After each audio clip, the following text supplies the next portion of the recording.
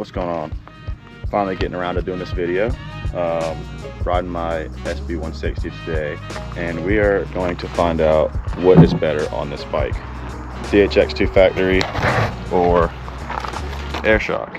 So taking about 2 total laps, half lap on painted black, half lap on GNCC, and a full lap on Hemlock, and 1 lap on Hemlock just to warm up.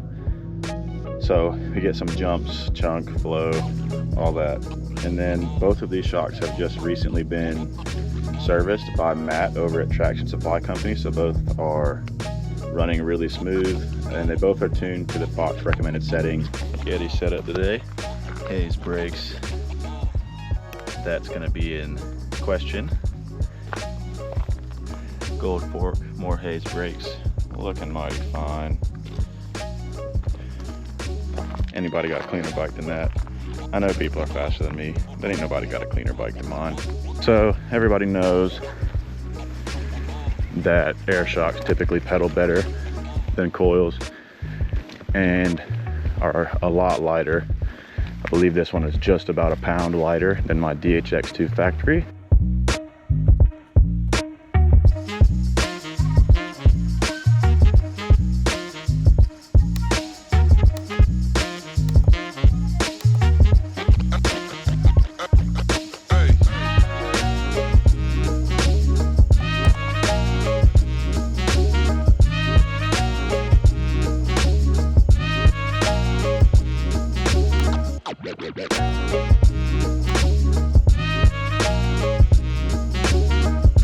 There's that. My thought is that with the switch infinity on this Yeti, does it really make that big of a difference? So we're gonna find out today. Just finished climb number 1. Felt pretty efficient. Air shock feels good in the climbs, of course. But I don't know if that's gonna feel any different with the Yeti pedaling platform, that switch infinity. Excited to see how that goes when we switch it back to the coil. The only part that really was any effort was that steep climb at the top of Copperhead climb, but that's hard on any bike other than an e-bike. So we're about to get a warm-up lap down Hemlock just to make sure nothing's changed, and we're going to run a half lap down Painted Black, half lap down GNCC, and then a full lap to the bottom on Hemlock to switch the shocks, and then do the same on the coil shock. All right, warm-up lap down Hemlock. No gogs today, not riding with anybody, so should be good.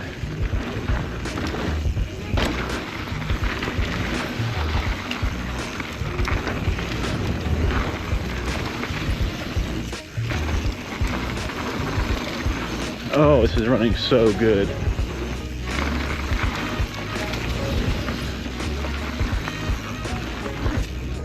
Oh, there's a lip on that now. Gap there, okay. Pretty much the same with some trail doubles here and there. Berms are mighty fresh. Looking really good. All right, GNCC. We'll time it from these right here.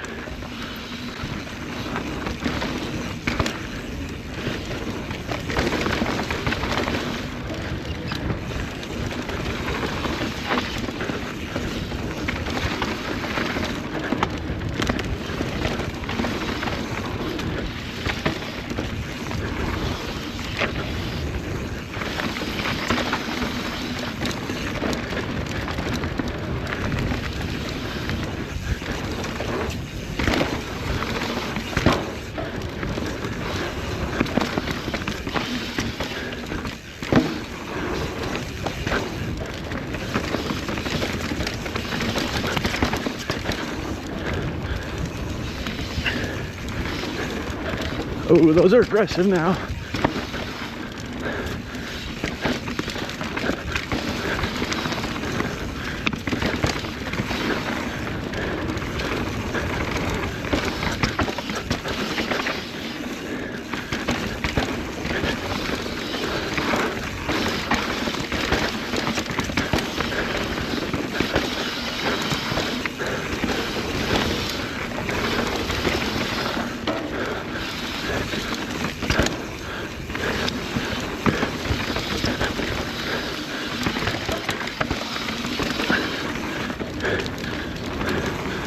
Stop it at the trees.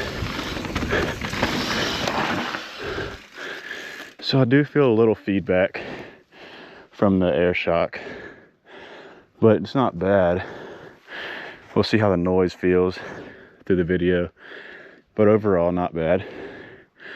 I do feel like it's getting kicked around a little bit. Paint it black. No, we might not.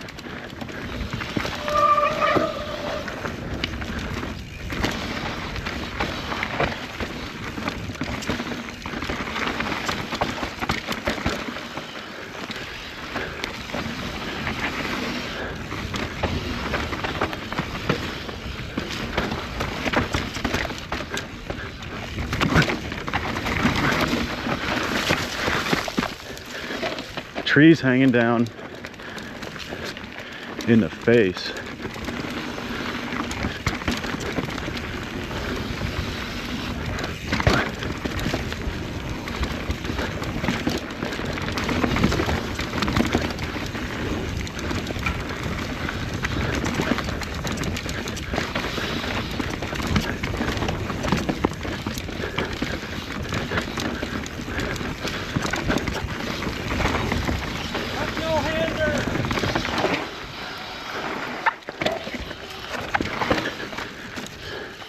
Hemlock to the car.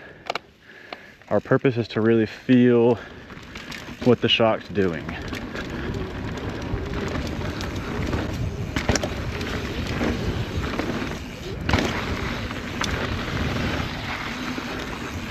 Nice in corners. It definitely holds the posture very nicely.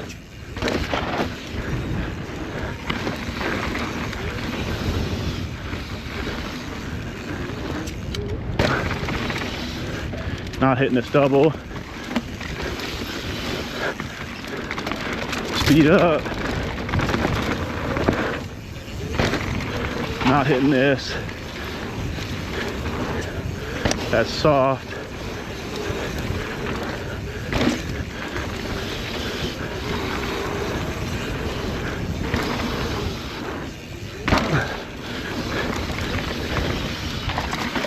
Taking chill laps today since nobody's out here with me.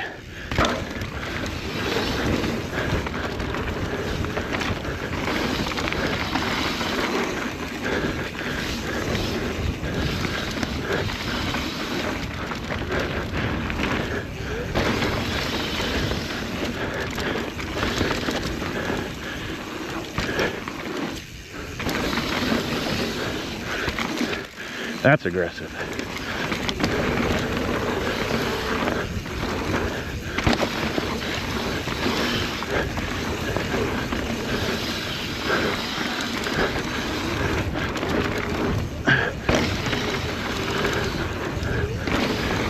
Finally did some rework on that. Rolling this.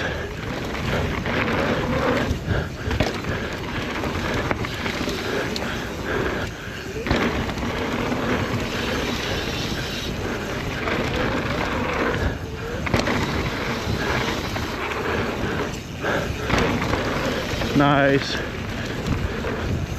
Nice.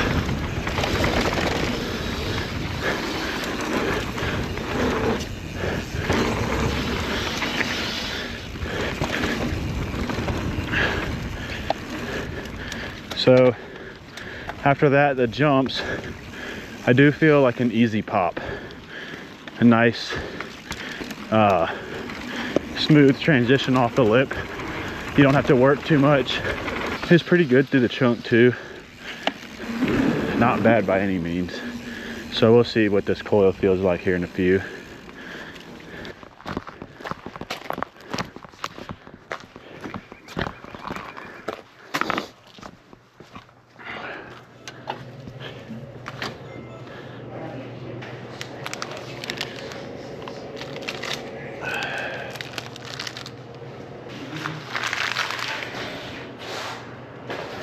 Appreciate it. Yeah, you got it, dude.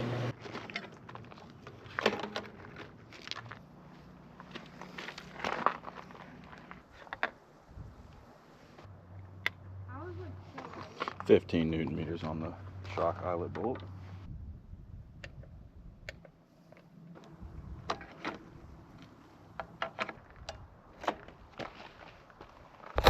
So before I go ride the Coil, which one do y'all think looks better? The Air or the Coil on this bike? Color matched as always. What do you think is going to be better? All right, immediately hopping on it. Feels about the same. Not a good gear. Feels more loose on the bounces. I don't know if that makes any sense or not, but it feels more free to move, if that makes any sense. Canoe got the water, that wet water. Shout out to Canuga. Free water. So on top of downhill performance and uphill performance, I want to pay at least a little bit of attention on how much noise the bike is making going down the hill. Because in my opinion, if it's making less noise, it's working more efficiently. All right, down GNCC.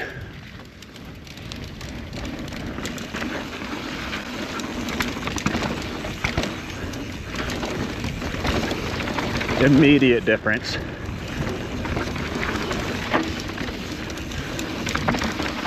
Traction, braking. It sits into the corners nicer, I think.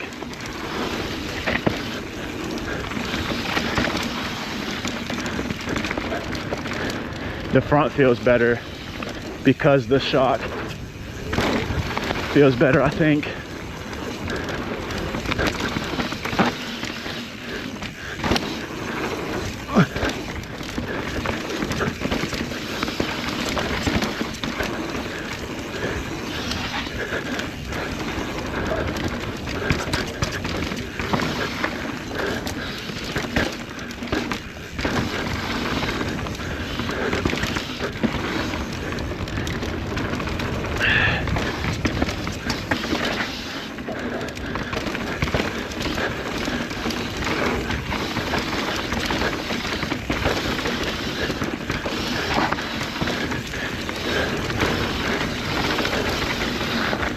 Woo!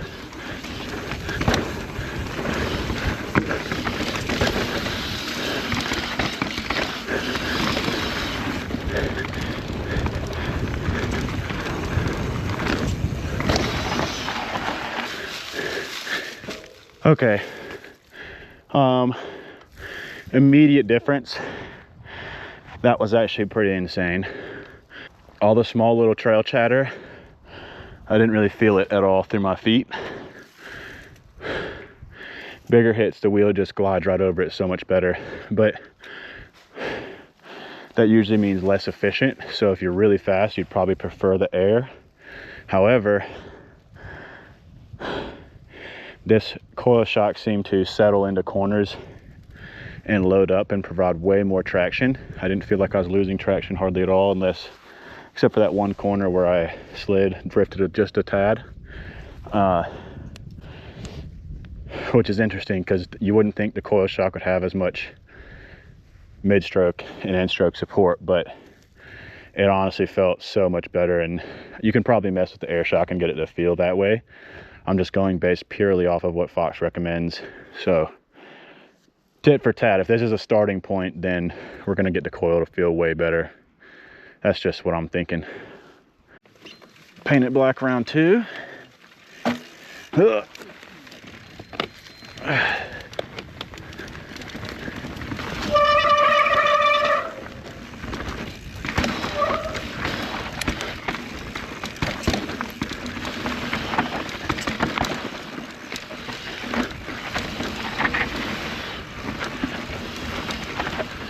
All right, take my time this time.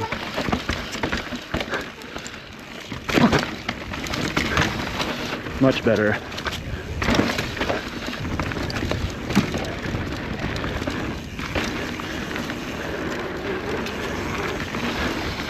So Coil, for me, feels so much better, especially through stuff like this.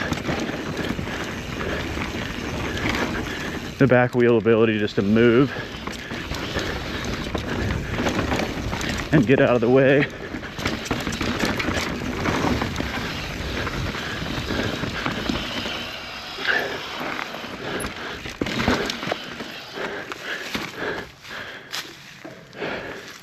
Coil's better, so much more stability. Braking's better. Just feels more confidence inspiring. And then because the rear end is more settled, the front also feels more settled because it's not getting bucked around too much. How'd it feel? Fine. Hemlock it is.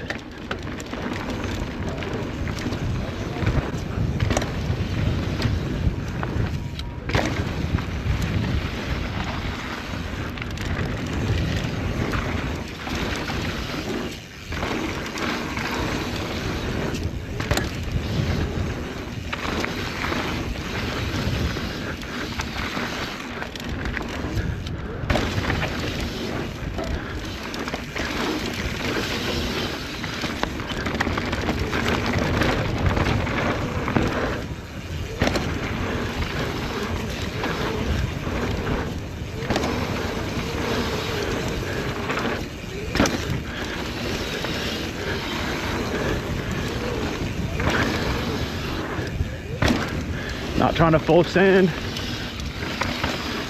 I don't have anybody here to scoop me up.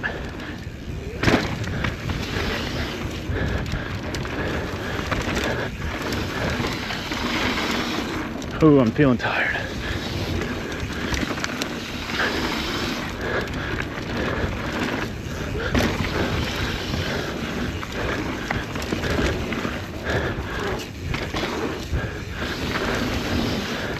That's aggressive again.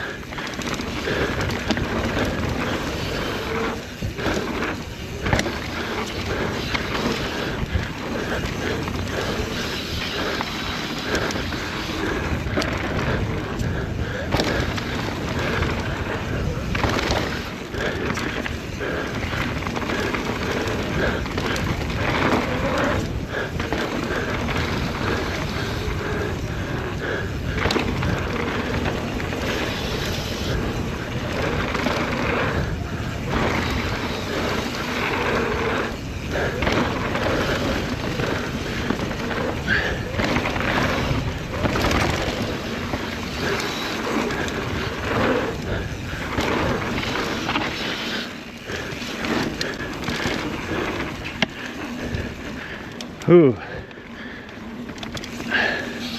So some of the berms, on real tight berms,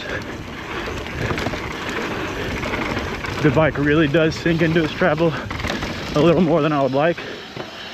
I'm also feeling a little tired, so that might be part of it, but I definitely like the Coil shock better. And I'll get into my thoughts here in a little bit. So that's it with the Coil comparison to the air shock. I like doing downhill riding a lot better, so I feel like it suits me more. You definitely feel it going up the hill, that is for sure. I don't know if it's the weight or if I was fatigued, but just looking down at the shock, it definitely is cycling more than the air shock does. So I put it into climb mode, and that made it perform pretty much like the air shock does on the climbs, but on the downhill, the grip under braking and then cornering traction, it to me is worth it by itself. And you know, the small bump, you feel it more with the air shock than with the Coil shock, but honestly, just having more traction in corners is what I need it for. I'm already not great at cornering, so I need all the help I can get, and that Coil really livens up the bike for me. A little bit more difficult to jump, not quite. I mean, it's pretty similar in berms, but I might have been tired. But you know, it is what it is. It felt way better on GNCC, so it probably was tired, but yeah, super good time on bikes, and Kanuga is sick as always. Shout out to the guys at Kanuga, and make sure to like, comment, subscribe.